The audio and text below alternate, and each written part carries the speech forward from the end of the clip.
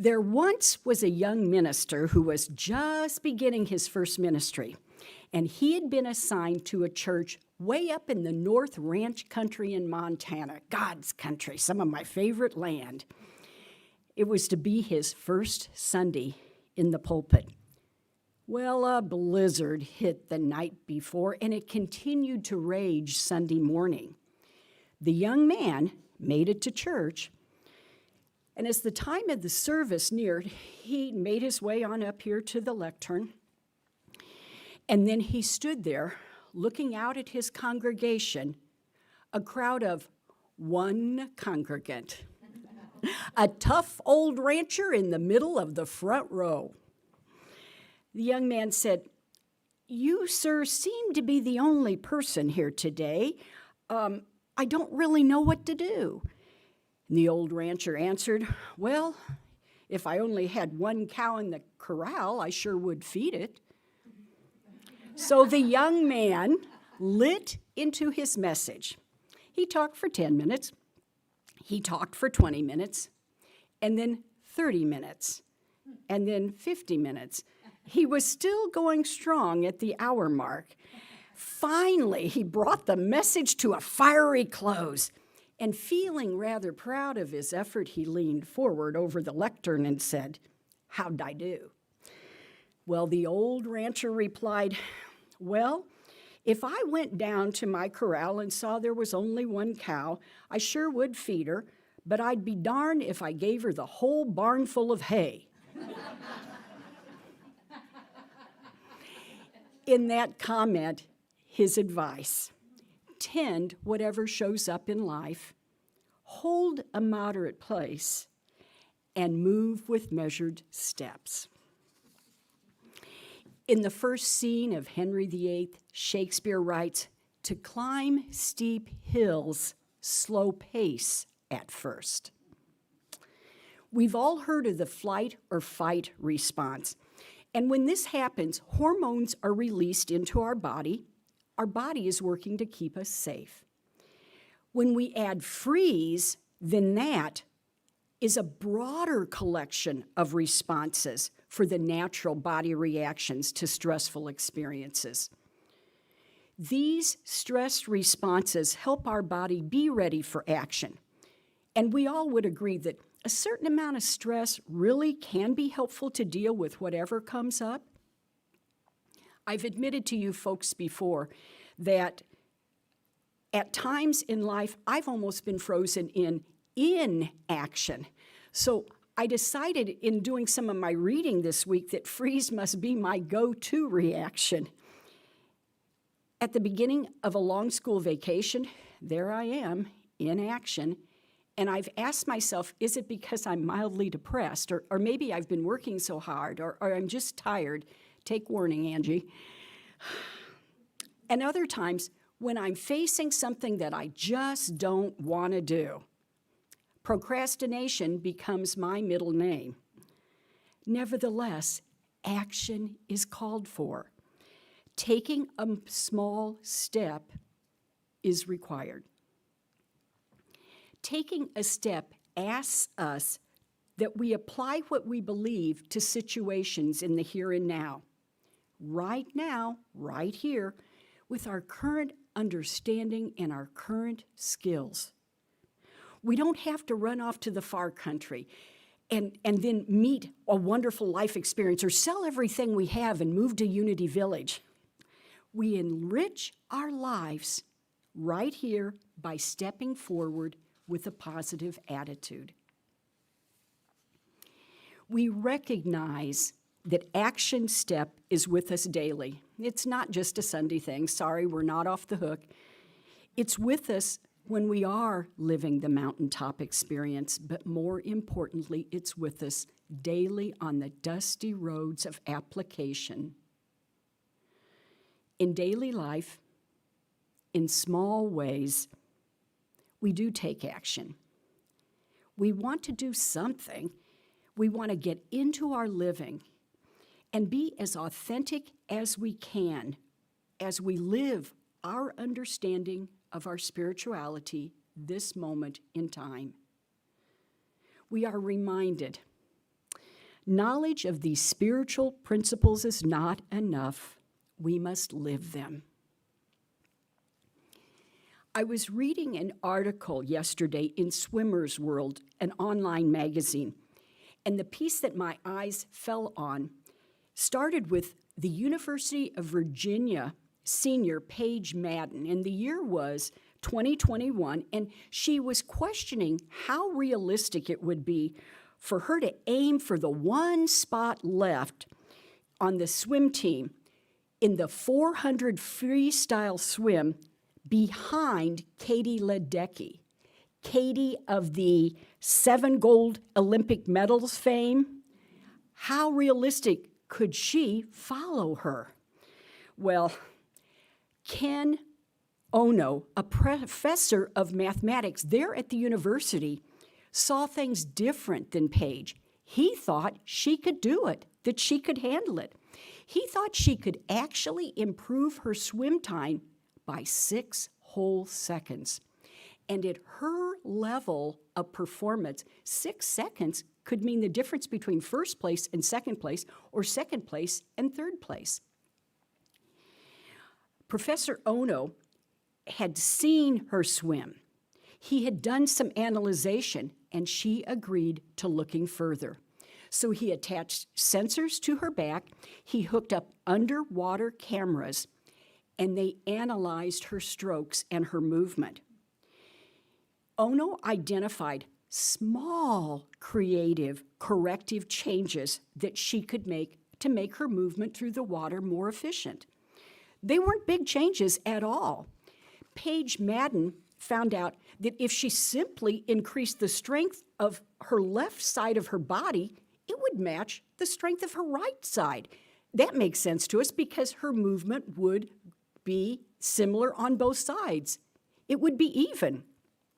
Well, with Professor Ono's help, Paige made improvements. She finished second in the time trials, and she made it to Tokyo. Now, she came in 7th in her trial, but she has since scored silver and made other successes. Small changes can make a difference for an athlete, but those small steps can make a difference for us too, in our secular living, in our spiritual life. Ruth Bader Ginsburg, during her Supreme Court nomination hearing, stated, "Real change, enduring change, happens one step at a time." Many of you remember back to the origins of unity that we began in Charles and Myrtle Fillmore's living room. Prayer at night, nightly prayer, a small group, just 6. And over time, as the group grew, they rented space that they outgrew. They rented other space and a little bit larger, and they kept outgrowing it.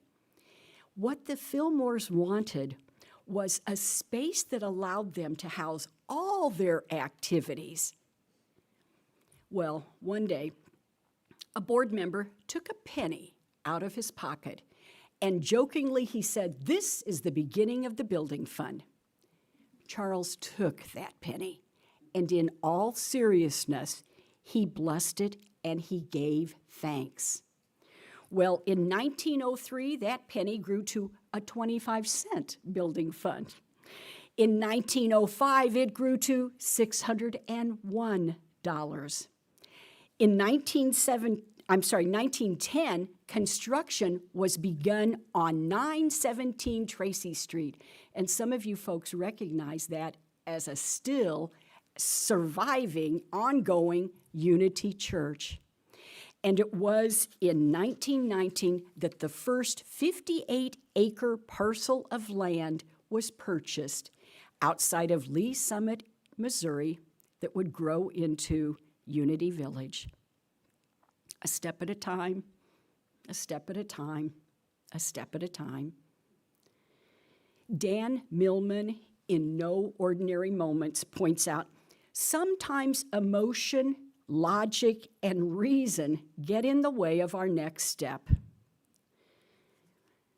Who Who the hell wants to hear actors talk? Henry Warner, Warner Brothers, 1927. What use could the company make of an electrical toy? Western Union, on rejecting the rights to the telephone, 1878. Everything that could be invented has been invented. Charles Duell, Director of the U.S. Patent Office, 1899. And let's conclude with this one. There's not the slightest indication that we're even going to obtain nuclear energy. The atom would have to be shattered at will.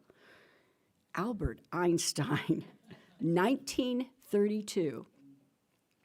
And so poet Shel Silverstein summarizes all this with a brief stanza from everything on it that goes, "Just 'cause something ain't been done don't mean it can't be did." Amen. Realistically, we know that before we can take an outer step, an inner step has been taken. And this 9 o'clock class is when I go, and you take over. I warned them I'd do that because this is where class was going. Emily Cady writes in Lessons in Truth, "Desire in the heart is always God tapping at the door of your consciousness. Possibly, we've experienced a shift in consciousness, no matter how slight. Maybe it's a new reaction to something. Maybe we have a different way of looking at something. Or maybe some good feeling is rising up." To look at this more deeply, we go back to our belief. We create our life experience through our way of thinking. And that inner thought may seem inconsequential. It may seem trivial, it may seem unimportant, and yet it opens up. It's an opportunity for a greater experience. Ray Kroc, founder of McDonald's, always said, "The French fry is my canvas." And he did pretty well for himself. Lori Moore, Fairview Elementary School's current literacy coach, emailed our staff a couple of weeks ago and said this: "Every time I get the opportunity to spend time with my granddaughter, I'm reminded of how naturally it comes to celebrate approximations and little successes in toddler and infant lives. We cheer when they make noises that don't say anything because we know they're on the road to learning how to talk. We cheer when they start to pull up and then fall down because we know that they soon will be walking." And then she directs her comment to the children at school. She says, "Our school-age children, do we celebrate their attempts and their approximations? Do we make them feel successful for positive attempts?" And then she turns her attention to her adult readers as she concludes, "I know I feel better about my attempts in life the more I am willing to put in the extra to continue doing better. Be sure," she advises, "to celebrate small wins. They can be the first step." If we would open the Bible to the book of Zechariah, chapter 4, we'd find a story about a small group of Israelites under the direction of Zerubbabel trying to rebuild the temple after their exile period. And that group was so discouraged. They were thinking as they worked that in no way would the temple they were trying to recreate or build measure up to the one that was built during Solomon's reign. And Zechariah exclaims in verse 10, "Who dares despise the day of small things?" Small steps in life, inner and outer, can make a difference in us too. And with a small household item, Gay Kick, our pianist, our songwriter, and our poet extraordinaire, creates a visual image for us. The Windex bottle. I set the Windex bottle down upon the Camry hood. My windshield sparkled clean and clear like all windshields should.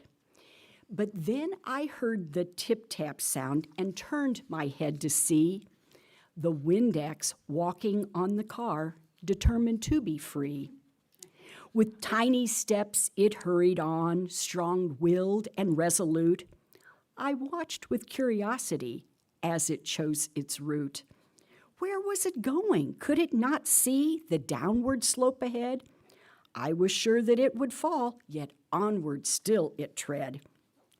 Had it been weighted down inside, it would have stood its ground, but in its almost empty state, it could now get around.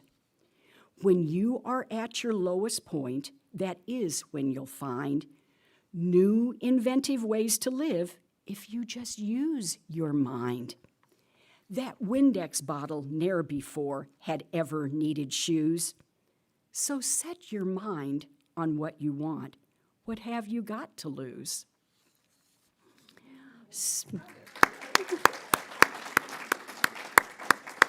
Oh, we have more. Hang on. Small steps in life can make a difference for us in secular living, in our spiritual life. Remember, we create our life experiences through our way of thinking, and we live our spiritual principles. So the invitation, to quote the index bottle, what have you got to lose? Amen. And with a smile on your face, will you join me in meditation? And just breathe. Just be here now.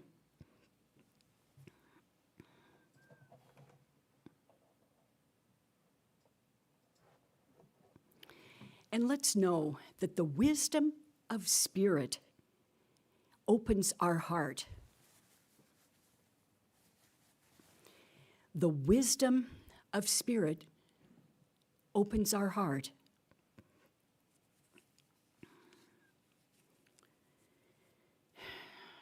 This day, we acknowledge every word of encouragement. This day, we welcome every outreached hand. This day, we are present to the head nod, to the smile. The wisdom of Spirit, the presence of Spirit,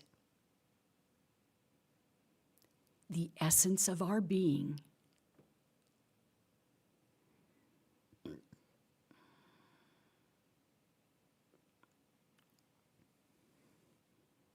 In this space, in this place, with an open heart, our horizons do broaden.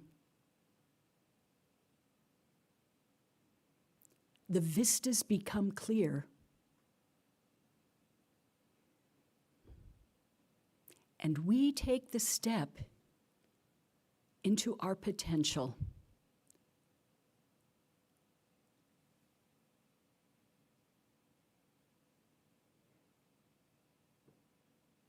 The wisdom of Spirit opens our heart.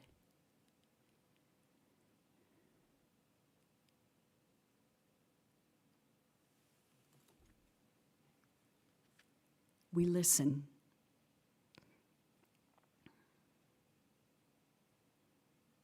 We listen.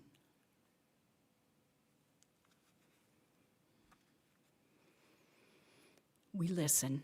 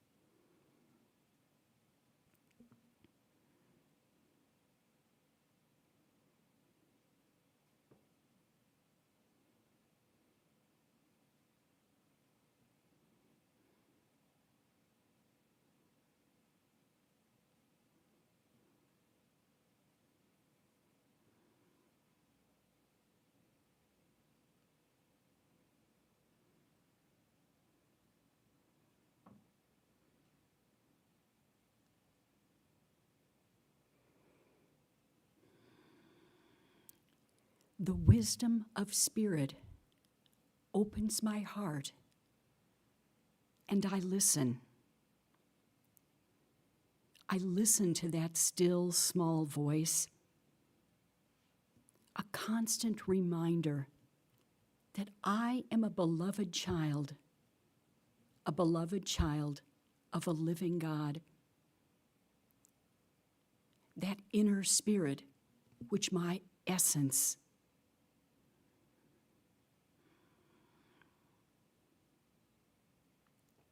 And so I am open to a wealth of divine ideas. And within the stillness of my soul, that essence of my being speaks. As I turn a corner, as I close a door and open yet another, as I take that step, Spirit, Spirit, speaking a language only I hear, speaking a language that is unique to me.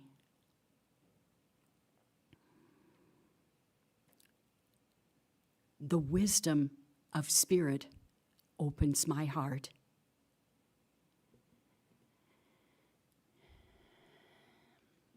And in peace and calm and gratitude, I come back to this time and back to this place.